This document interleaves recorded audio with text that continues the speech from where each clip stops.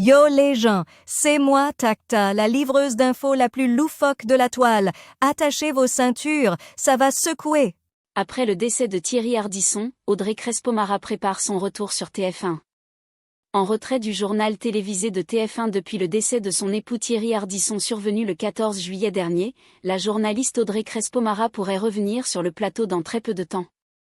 Ma sœur ultra-gauchiste a commencé à chanter l'Internationale. Quand les mariages partent en vrille.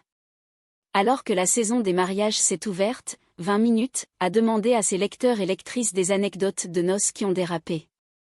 Anne, qui s'est mariée avec un fils de notable, en fait partie. En Syrie, la présidence annonce un cessez-le-feu immédiat entre Druzes et Bédouins.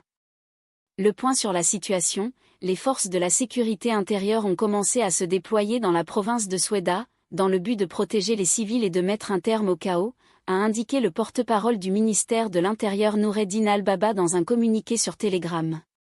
Je vais payer 3 000 € de plus, ça ne me choque pas, aller chercher l'argent ailleurs, des retraités très partagés sur les annonces fiscales de Bayrou. Gel de pension, suppression de leur avantage fiscal. Parmi les mesures du budget 2026, certaines ciblent les retraités. Plusieurs témoignent qu'auraient ces propositions sur leur quotidien et leurs finances. Météo en France, 6 départements placés en vigilance orange pour des risques d'orage. De violents orages continuent de balayer le sud-est de la France ce samedi 19 juillet, avec 6 départements placés en vigilance orange, selon Météo France. Au Festival d'Avignon, le théâtre du réel au plus haut avec le procès Pellico par 1 000 €.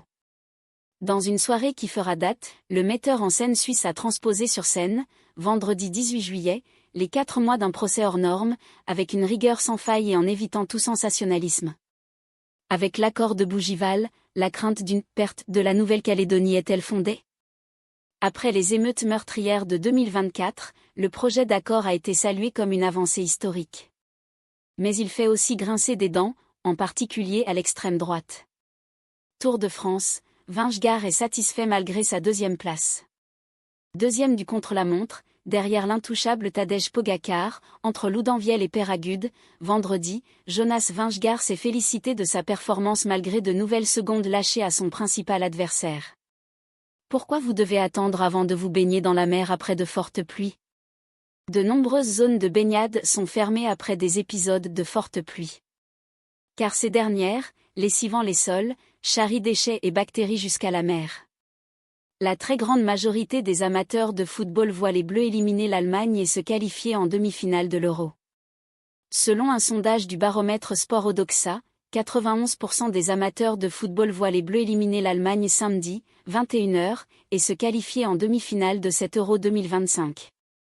88% des sondés voient même l'équipe de Laurent Bonnadet remporter la compétition.